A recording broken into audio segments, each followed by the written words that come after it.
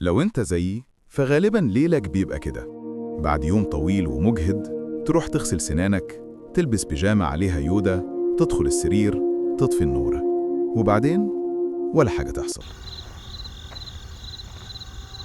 لا، مش ولا حاجة الحلوة دي بتاعت من 10 ثواني بس كنت حاسس اني لو منمتش دلوقتي هموت، ودلوقتي انا صاحي فشخ.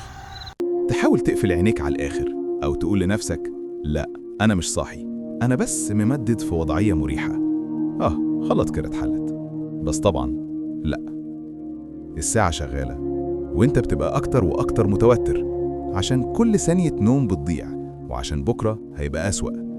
ولو كنت تقدر تنام في الشغل أو في المحاضرة كان الموضوع بقى سهل، بس دلوقتي ده وقت الليل وانت لوحدك، مفيش غير أفكارك أعمقها وأسودها، والساعة اللي بتفكرك إن الزمن بيعدي. إيه؟ 3 ساعات عدوا؟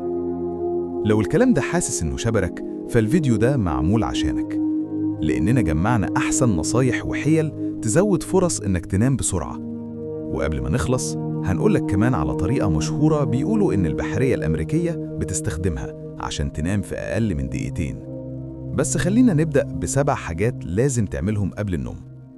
الحاجة رقم 1: نام في مكان أبرد شوية.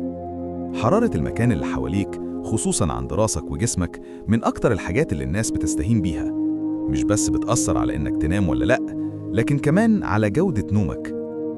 لو أنت سخنان بسبب بطانية تقيلة أو بيجامة تقيلة أو أوضة حرها عالي، ده بيقلل النوم العميق ونوم حركة العين السريعة. وأول ما تنام حرارة جسمك بتنزل حوالي 1.5 درجة مئوية، فالأوضة الأبرد بتساعد جسمك ينزل حرارته أسرع. الغريب بقى إن أفضل درجة حرارة للنوم حوالي 18 درجة مئوية. الأوضة الباردة قوي مش مثالية، بس مش بتبوظ النوم زي الأوضة الحر قوي. الحاجة رقم 2: خد دش سخن قبل النوم. يمكن تحس إن السخونية هي اللي بترخي، بس الحقيقة العكس.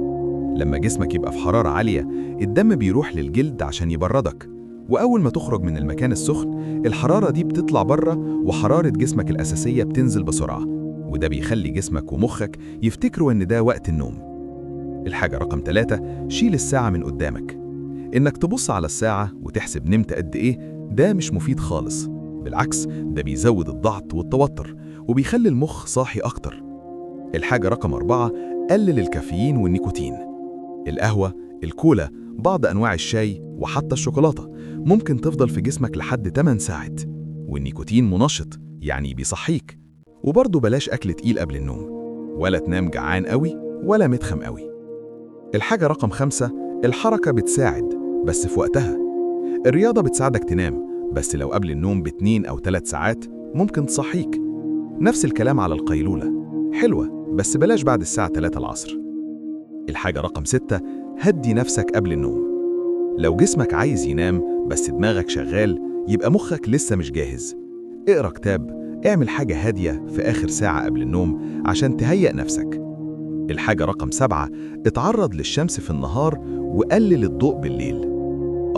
بلاش موبايل قبل النوم، وده صح، بس كمان مهم تتعرض للشمس نص ساعة يومياً على الأقل. ده بيظبط ساعتك البيولوجية ويخليك تتعب في الوقت الصح. طيب، عملت كل ده وبرضه صاحي؟ ما تكدبش عليا، انت دلوقتي بتتفرج على يوتيوب، يعني كسرت القاعدة رقم 7. بس عادي، مسامحك عشان بتدور على حل. وهنا بقى تيجي طريقة البحرية الأمريكية، بيقولوا إنها بتخليك تنام في دقيقتين حتى لو قاعد. بعد تدريب 6 أسابيع قالوا إن 96% من الطيارين بقوا يناموا في أقل من دقيقتين. الطريقة كده: خد نفس عميق، اقفل عينيك وركز في وشك، وتخيل كل عضلة بترخي. ارخي خدودك، لسانك، فكك، وعينيك كأنها بتغوص لجوه. وبعدين انزل على جسمك عضلة عضلة، شد وبعدين فك. كتاف، دراعات، صدر، رجلين، لحد صوابع رجلك. بعد ما تخلص سيب الأفكار تعدي من غير ما تمسك فيها، ولو دماغك مش راضية تهدى كرر في سرك: ما تفكرش، ما تفكرش، ما تفكرش، لمدة 10 ثواني. شكلها سخيف يمكن، بس ناس كتير بتقول إنها شغالة مع التمرين.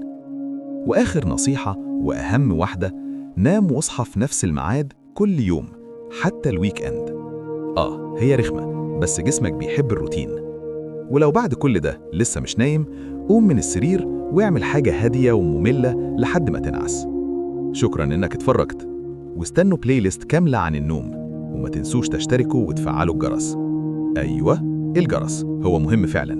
نشوفكم المرة الجاية. نايتي نايت.